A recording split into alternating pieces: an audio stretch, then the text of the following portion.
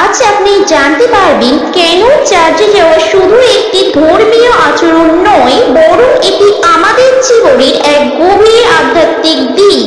আমাদের অচেতন মনে অনেক প্রশ্নই ঘোরাফেরা করতে থাকে। একটা প্রশ্ন আমাদের সবার মনে প্রায়শই এসে থাকে যে আমি কেন চার্চে যাব বা আমার চার্চে যাওয়ার প্রয়োজনীয়তা কি। আমাদের জীবনে কি সত্যি চার্চের কোনো গুরুত্ব আছে? চার্চ কি শুধু একটি ভবন, নাকি এর পিছনে লুকিয়ে আছে গভীর আধ্যাত্মিক রহস্য?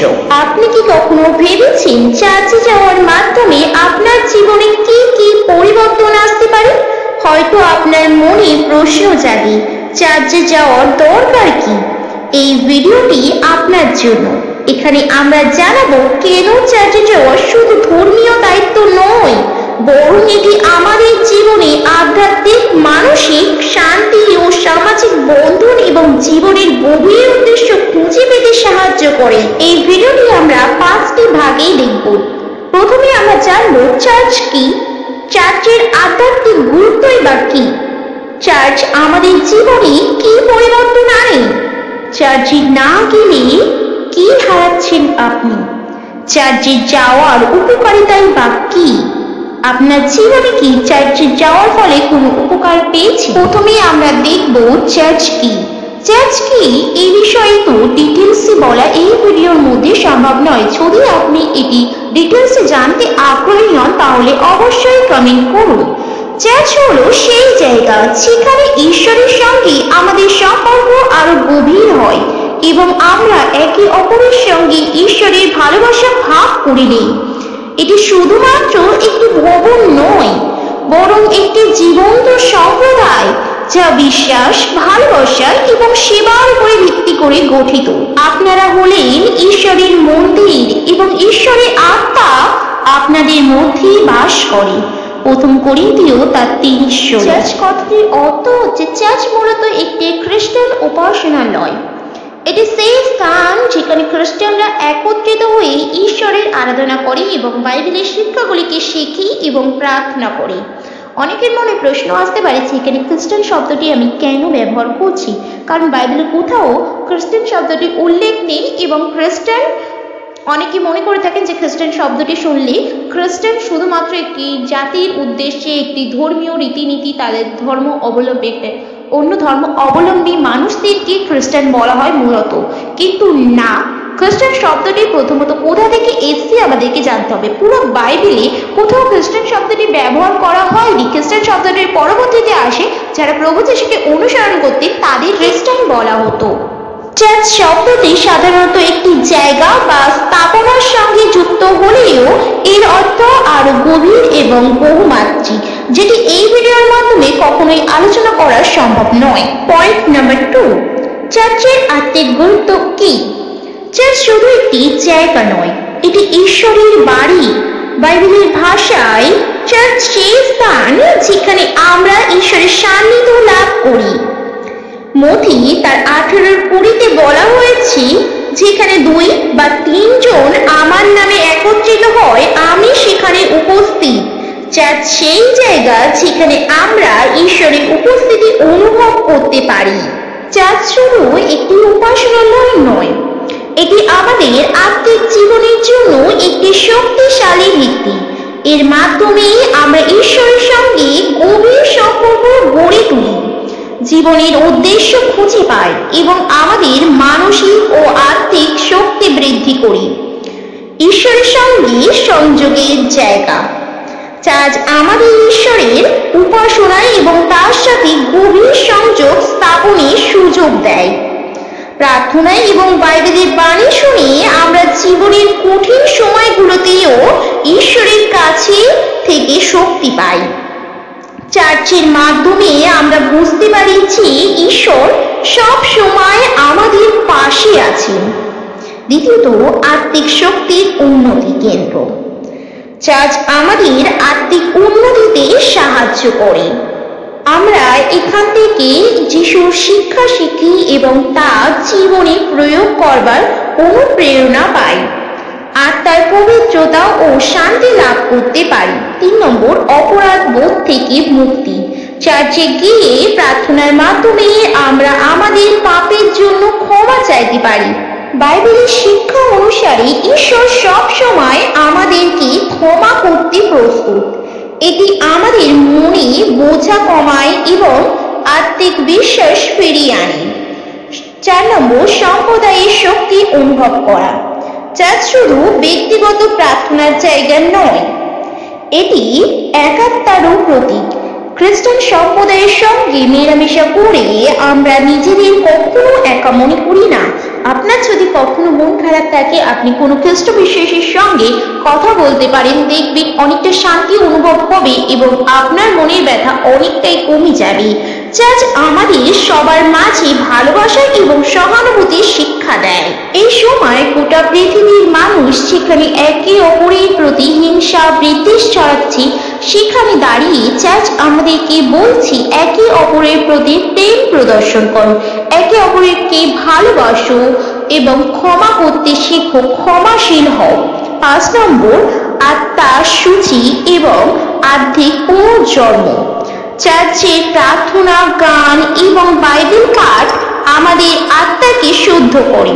এটি আমাদের নতুন করে গড়ে তোলে এবং জীবনের সমস্যাগুলোর প্রতি নতুন দৃষ্টিভঙ্গি প্রদান করে। আপনি যখন বাইবেল পড়বেন এবং চার্চে যাবেন, তখন আপনি আপনার জীবনে যে সমস্যাগুলো দেখতে পাচ্ছেন সেগুলো নতুন চোখে দেখতে স্টার্ট করবেন, নতুন ভঙ্গিতে দেখতে স্টার্ট করবেন এবং আপনি সেই সমস্যা থেকে সলিউশন পাবেন। সমস্যা থেকে আপনি বের হয়ে আসতে পারবেন খুব তাড়াতাড়ি। আপনার যদি কোনো সমস্যা থেকে থাকে, আপনি প্রার্থনার রিকোয়েস্ট অবশ্যই কমেন্টে লিখতে পারেন। পয়েন্ট নাম্বার 6, ঈশ্বরের প্রতিশ্রুতি গ্রহণ করা। চার্চে গিয়ে আমরা ঈশ্বরের প্রতিশ্রুতির কথা জানতে পারি। তিনি বলেছেন, আমি কখনো তোমাদের ছেড়ে যাব না এবং পরিত্যাগ করব না। এই প্রতিশ্রুতি আমাদের কঠিন সময়েও সাহস যোগায় ও আশা যোগায়। আপনি যখন হতাশ হবেন, নিরাশ হবেন, আপনার অনেক সময় মনে হতে পারে যে আমার সঙ্গে তো কেউ নেই, আমি সম্পূর্ণরূপে একা, আমাকে সবাই ছেড়ে দিয়েছি, আমার বাবা মাও আমাকে ভুল বুঝছে, এই সময় আমার সঙ্গে কেউ দাঁড়িয়ে নেই, আমার ভালো সময়ে সবাই আমার সাথে ছিল কিন্তু আমার খারাপ সময়ে কেউ আমার সঙ্গে নেই। তখন ঈশ্বরের এই প্রতিশ্রুতিটা আপনার জন্য যে আমি কখনো তোমাদের ছেড়ে যাব না এবং কখনো পরিত্যাগ করব না। পয়েন্ট নাম্বার 7, শিক্ষা এবং সেবা। চার্চ আমাদের কেবল নিজেদের জন্য নয়, বরং অন্যের জন্য বাঁচার শিক্ষা দেয়। চার্চে আমরা জানি কিভাবে দরিদ্র, অসহায় এবং অসুস্থদের সাহায্য করতে হয়। এটি আমাদের মনে মানবিক গুণাবলীর সৃষ্টি করে। যদি সংক্ষেপে বিষয়টা দেখি যে চার্চের আত্মিক গুরুত্ব কি, চার্চ আমাদের জীবনের আলোর মতো কাজ করে। এটি আমাদের পথ দেখায়, ভিতর থেকে শুদ্ধ করে এবং ঈশ্বরের সঙ্গে এক গভীর সম্পর্ক গড়তে সাহায্য করে। জীবনের কঠিন মুহূর্তে চার্চ আমাদের আত্মিক শক্তির উৎস হিসেবে কাজ করে এবং সুখী ও পরিপূর্ণ জীবনের জন্য নির্দেশনা দেয়। তৃতীয় অংশ, চার্চে না গেলে কি হারাচ্ছি। চার্চে না গেলে আমরা যে অভিজ্ঞতা হারাই তা হলো ঈশ্বরের সান্নিধ্য, প্রার্থনার শক্তি এবং বিশ্বাসের মাধ্যমে মানসিক শক্তি। জীবনের প্রতিটি দিন যদি আমরা ঈশ্বরের সঙ্গে শুরু না করি, তবে আমরা যেন একটি গন্তব্যহীন নৌকায় যাত্রা করছি। চার্চে না যাওয়ার ফলে আমরা কি কি হারাচ্ছি? ঠিক, চার্চে না যাওয়ায় মনে শুধু একটি জায়গার অনুপস্থিতি থাকা নয়, এর মাধ্যমে আমরা কিছু গুরুত্বপূর্ণ আত্মিক, মানসিক এবং সামাজিক সুযোগ হারাই, যা আমাদের জীবনে অনেক বড় ভূমিকা পালন করতে পারে। পয়েন্ট 1, ঈশ্বরের সঙ্গে সংযোগের সুযোগ হারানো। চার্চ হলো সেই জায়গা যেখানে আমরা সরাসরি ঈশ্বরের বাণী শুনি এবং তার উপস্থিতি অনুভব করি। না গেলে আমরা ঈশ্বরের কাছ থেকে প্রাপ্ত আশীর্বাদ এবং দিক নির্দেশনা থেকে বঞ্চিত হই। ঈশ্বর বলে, যেখানে 2 বা 3 জন আমার নামে একত্রিত হয়, আমি সেখানে উপস্থিত থাকি। ম্যাথিউ তার 18:20 পদে। দ্বিতীয়ত, আত্মিক শান্তি মিস করছি। আমরা আত্মিক শান্তিকে প্রতিনিয়ত মিস করছি।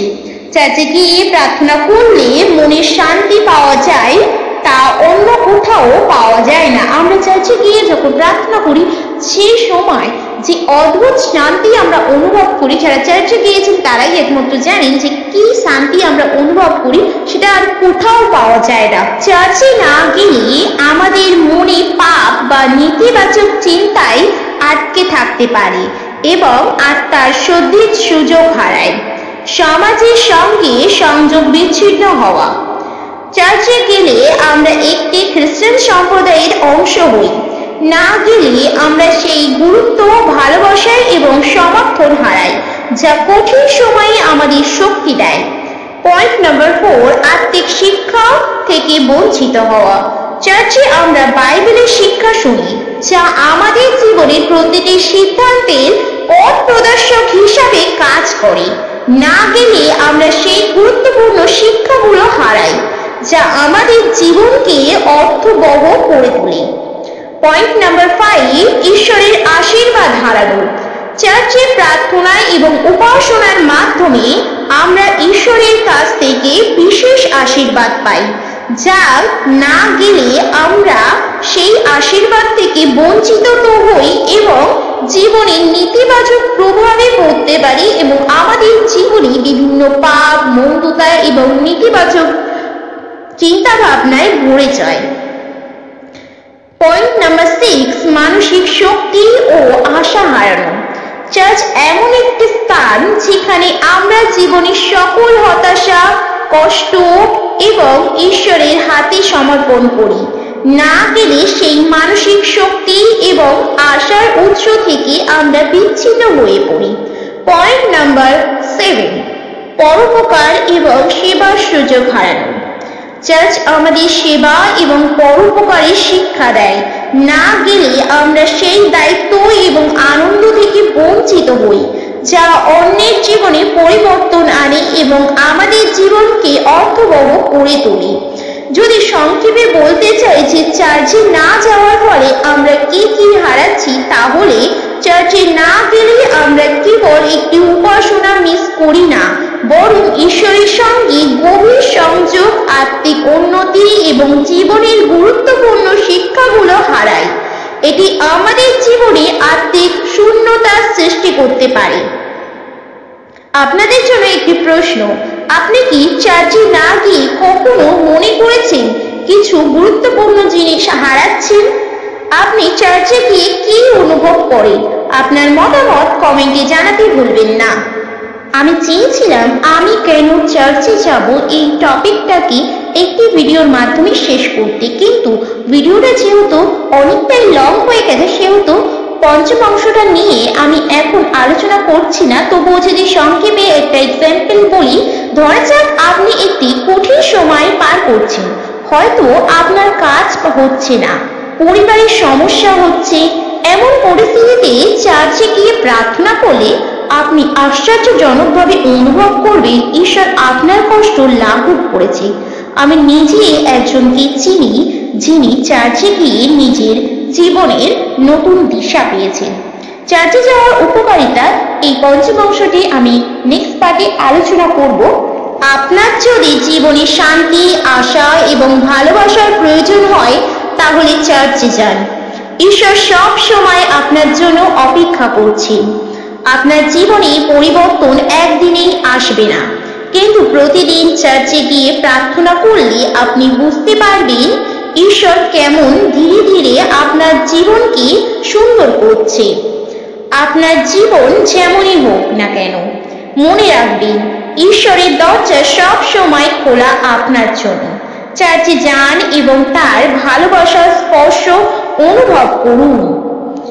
আপনি যদি মনে করেন এই ভিডিওটি আপনার জীবনে একটি ইতিবাচক পরিবর্তন আনতে পারে, তবে এই ভিডিওটি শেয়ার করুন এবং চ্যানেলটি সাবস্ক্রাইব করুন এবং ভিডিওটি লাইক করতে ভুলবেন না। আসুন আমরা প্রত্যেকে প্রার্থনা করি। প্রভু, আমাদের জীবনকে আপনার আলোয় আলোকিত করুন, আমাদের পথ দেখান, আমাদের মনে শান্তি দিন এবং আপনার ভালোবাসার গভীরতা উপলব্ধি করতে সাহায্য করুন। এই ছোট্ট প্রার্থনা আমাদের প্রিয় প্রভু ইয়েশোয়া নামে কি আমিন। প্রত্যেকে ভালো থাকুন, সুস্থ থাকুন এবং নিজের খেয়াল রাখুন। দেখা হচ্ছে আবার নতুন একটি ভিডিও নিয়ে। সবাইকে জয় যিশু।